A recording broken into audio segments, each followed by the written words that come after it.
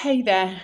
So, as promised, I'm starting to do a few videos on autoimmune disease and also really getting into some of the things that I experienced in particular, because obviously, all autoimmune is different, although they have similar mental and emotional issues. All of the symptoms are very different.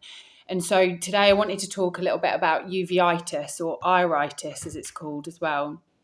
So this hit me. This was the first thing that I experienced as, oh, this is definitely autoimmune disease. And I was about 17. I was away for the weekend and I started to get pain in one of my eyes, and I was just really tired, and I slept, and then woke up in the morning and it was bright red. I couldn't see. Everyone immediately thinks, oh, conjunctivitis. So they start, but it was a Sunday, so I couldn't really get any help or anything. So I had to really manage it. So I was sat in a darkened room with sunglasses on because of the effects of this. So uveitis, I've just got a few notes. So I'm going to just so I get everything in, and then I'll talk to you a little bit about the emotional side of it for me and how that affected me. So uveitis is an inflammation in the middle layer of the eye, the uvea. So 2 to 5 people in every 10,000 are affected in the UK. The secondary effects of it can be glaucoma, because obviously the pressure in your eye because of the inflammation, but also cataracts. You have a lot of steroid treatment, topical and also injections. You can sometimes have things behind the eye as well. You can be prone to like bleeds and stuff. Um, Early diagnosis and treatment is really important, because I know I didn't get that once, and that's what created, well, I just literally had no vision in one of my eyes for about 2 years until they got on top of the inflammation and dealt with the cataract. My instances were acute attacks, so sharp, short, really. As soon as I rested or I had a period of stress, it would come. It would be red, angry, raw. But once I got the treatment, it was fine. But if I didn't get the treatment, the pain was quite incredible. So you get this pupil distortion as well alongside of it. So you can get parts of the pupil that stick. And so you can't, the normal pattern of the pupil is to move to light. That actually gets stuck. And so you have this thing called photophobia, where you can't look at light. It's so painful. What they finally found out with me once doing blood test is that I had HLA-B27 positive bloods, which meant that can be linked to rheumatoid arthritis, ankylosing spondylitis, IBD, inflammatory, a lot of stuff, and psoriasis. So obviously psoriatic arthritis as well.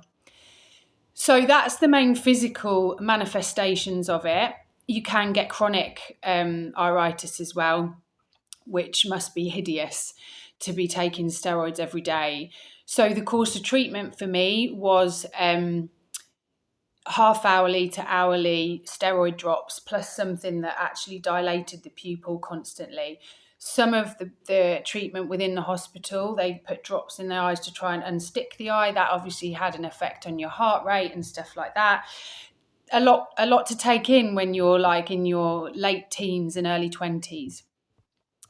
So for me, when I started to work with the emotional aspects of it, really the first thing that came through was the signs of it: red, angry, raw, unable to look at light. Just really think of the language around that. I don't want to see the light. I don't want to see the joy. I'm angry about what's ahead. The vision is very much about what you see, what you take in, and also, what you see ahead of you. And so that's where I really started working on some of the issues around my thought patternings. I started to work with a book that I'm sure a lot of you know of now, and there's different manifestations of it, but it was a long time ago, which was Louise Hay. And she really looked at like working with the thought patterns around it and the affirmations to go with that. I mean, affirmations have never really worked for me. It's a bit like overriding something that's in your subconscious, and that's really how I've worked through the body, is looking at the thought patterns. And really at the time I was 17. I'd taken on a job in a hairdresser's. I didn't really want to be a hairdresser. I didn't really know who I was. I didn't know what I wanted to be. Life just happened to me. The other side effects were no one really told me about lifestyle aspects. So I was a normal teenager.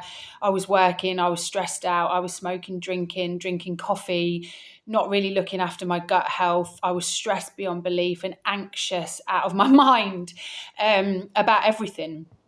A very shy, painfully shy girl. And so I really felt trapped.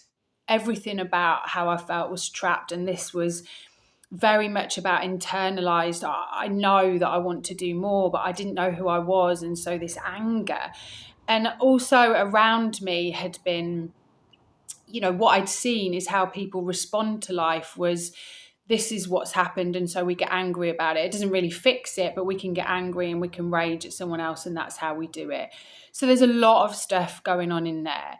And if you think about your vision, I obviously work with eye movement therapy and stuff as well, about, trying to clear those things, those thought patterns that are embedded in me.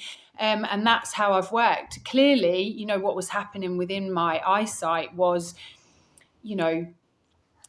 strangely enough, it happened in one eye and then in the other. So it was like poking me in the eye. It was literally showing me, this is what you think about life. And when I didn't listen, it started to poke me even worse in the other eye as well. So, the body really is the subconscious mind. It is showing you messages all the time. And I'll obviously talk about, some of the other issues, but I just wanted to do a really short video about, the basics. And, I was told automatically that it was autoimmune disease, but a lot of people don't know, especially with thyroid disease. It's often, you've got low thyroid function, but actually it could be an autoimmune, which often isn't tested for. So there's lots of layers to, every disease, but particularly with autoimmune disease. With mine, generally, it was working, and I'll, obviously my Substack and my website newsletter that I write about in there about emotional anatomy, that will tell you a little bit more.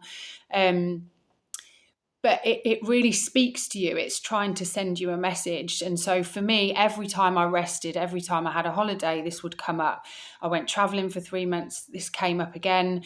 But particularly if I was under big periods of stress, this came. The last time I had a flare-up was around 5 or 6 years ago, maybe a little bit shorter than that, when I was going through the breakup of my marriage, and also going through my training as well, which brought up a lot of stuff for me. So that's all I wanted to really talk to you about today, was uveitis, how it felt. As a 17-year-old, it really affected how I felt about myself. My eyes looked weird. I couldn't wear makeup because I had, drops in my eyes. It made me stand out, and I didn't really like that. And also, I went to clinics. It was very much, you're very young to have this, blah, blah, blah. And it was weird how very quickly I attached to that identity of, this is who I am now, this broken person. And I will talk to you more about this over a period of videos as I find time. But if you want to know a little bit more, then obviously sign up to the website newsletter and my Substack, or one or the other.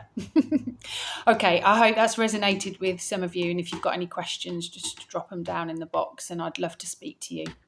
Take care.